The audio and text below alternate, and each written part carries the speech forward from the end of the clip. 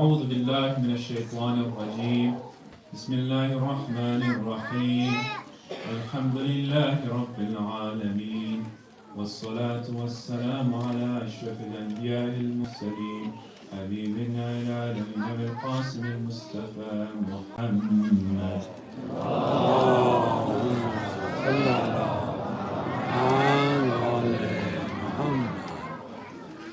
وعلى أهل بيته الطيبين الطاهرين المعصومين المنتجبين لا سيما بقية الله في الأراضين الحمد لله الذي هدانا لهذا وما كنا لنهتدي لولا هدانا الله الحمد لله الذي جعلنا من المتمسكين بولاية سيدنا أمير المؤمنين علي بن أبي طالب أما بعد قال الله تبارك وتعالى في كتابه الكريم وما خلقت الجن والإنس إلا ليعبدون صدق الله العلي العظيم.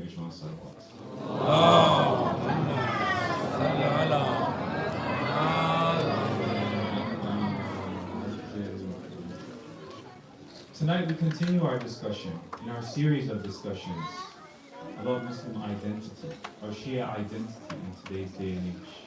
And just as we began in our discussions of our introduction, in discussions of Allah's Rahmah, there's another fundamental discussion that needs to be addressed in today's day and age.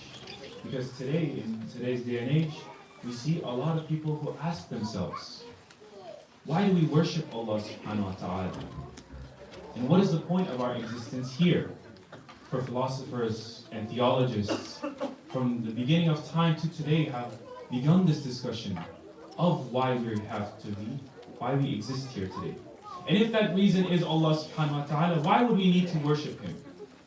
For this question is asked by everyone, whether it's someone who is 70 years old, to someone who's only 3 years old or 4 years old.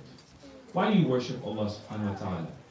And if we're not able to give them the correct answer, we're beginning to lead them astray. Because whenever they go ahead and they pray, or they worship Allah subhanahu wa ta'ala, and it's empty, and they don't really feel the sweetness of that worship, then they'll slowly be disinterested from this worship. And whenever someone is asked that question, why do we exist? Why do we exist here today? Someone might go ahead and bring the verse that I recited at the beginning. وَمَا خَلَقْتُ الْجِنَّ وَالْإِنسَ إِلَّا لِيَعْبُدُونَ. I did not, Allah subhanahu wa ta'ala says, I did not create jinn and ins except that they worship me. Okay, very good. Except that they worship Allah. This is not enough. We have to keep on expanding on this. If we say that it's just to worship Allah subhanahu wa ta'ala, so worship Him. That's it. And this child, or anyone, this youth, okay, does Allah subhanahu wa ta'ala need my worship? Is it necessary for Him? Is He craving my worship? What am I getting in return? Is it just because I want to get into heaven that I want to pray to Allah subhanahu wa ta'ala? These are all questions that need to be addressed. And if we don't address them in the correct manner, then we have not fully gotten that thawab, or gotten the rewards, or gotten the sweetness of this worship. Salawat.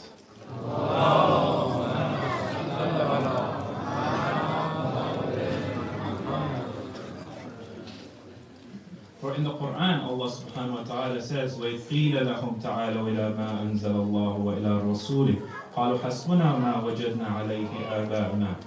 When Allah subhanahu wa ta'ala tells the Prophet to tell the people, when Rasulullah sallallahu alaihi wasallam tells the people, come to Allah's revelation and come to His messenger, they say it's enough for us to follow what our forefathers have followed.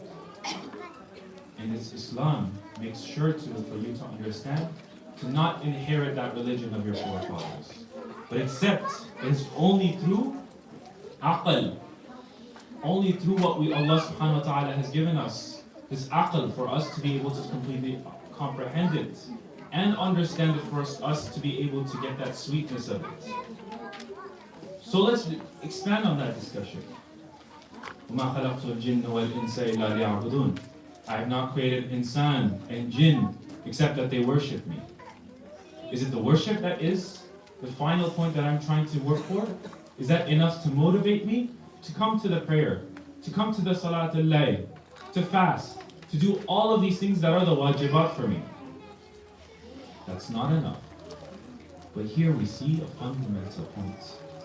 The reason that insan strives for in life is happiness. It's very simple. There's a strive in the pursuit of insan towards happiness. But now we need to expand on that point. Where do you find your happiness from? From the beginning of time to today, everyone's searching for that happiness, to find that joy within their life. And we see a lot of the time, because there's a lack of joy in someone's life, because there's a lack of happiness that exists there, they're completely dissatisfied. They're completely unhappy. How many millionaires or so have we seen who have lived the best lives when you look at it from afar, but we see that they commit suicide, for example, or they're unhappy with their life? But wait, did you not have everything you were looking for in life? Did you not have the fame? Did you not have the money? Did you not have everything that you ever wanted? Yes, but at the end of the day, we see that they're unhappy. So it can't be materialistic, this happiness that we're striving for. So we want to make sure that we find that happiness.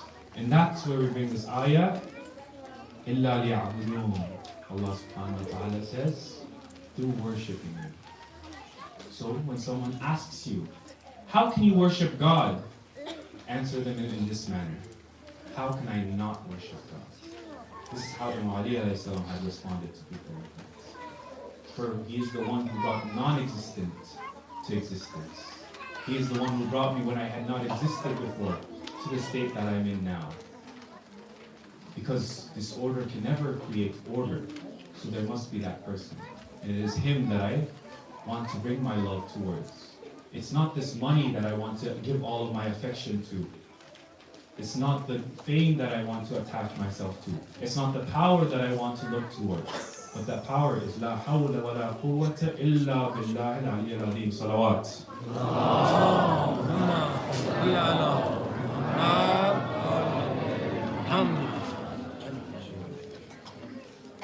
So it's that aql that Allah subhanahu wa ta'ala has given us for us to be able to strive towards the happiness.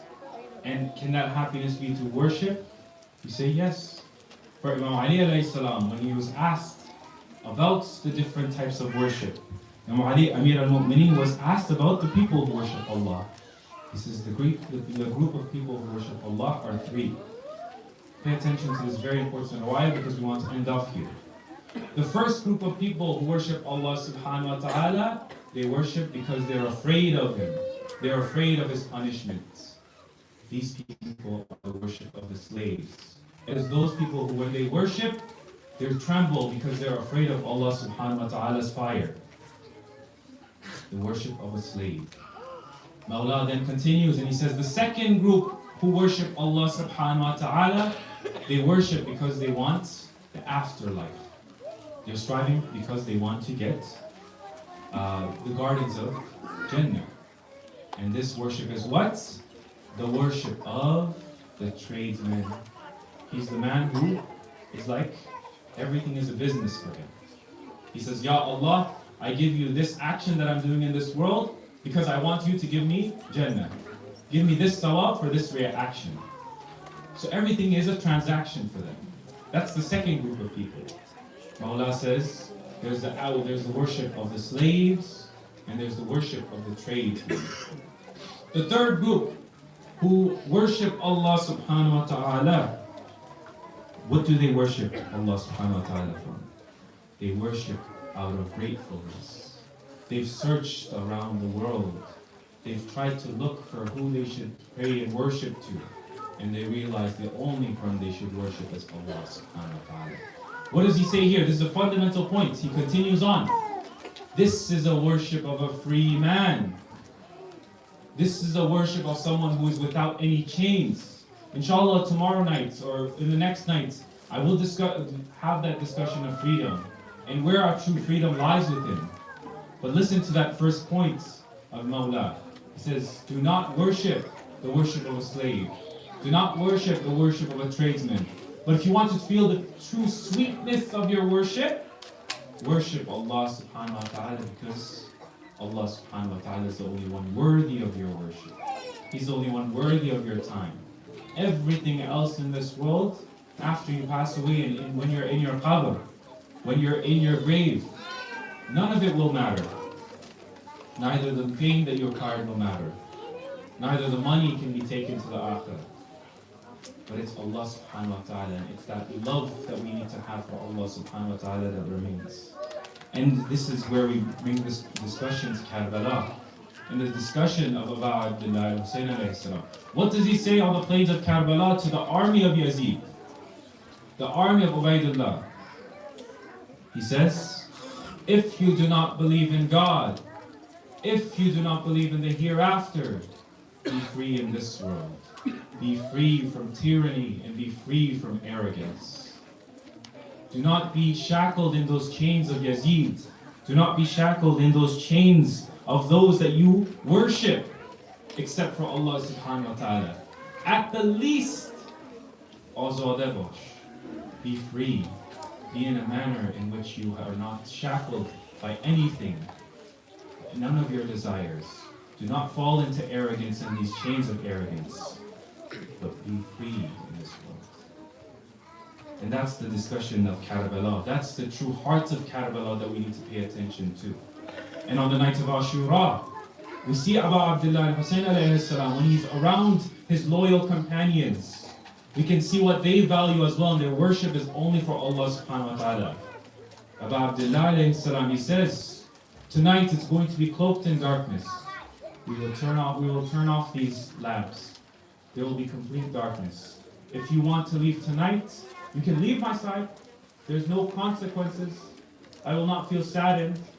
If you value your life, then leave my side. It's the darkest of night. No one can see you. You can leave.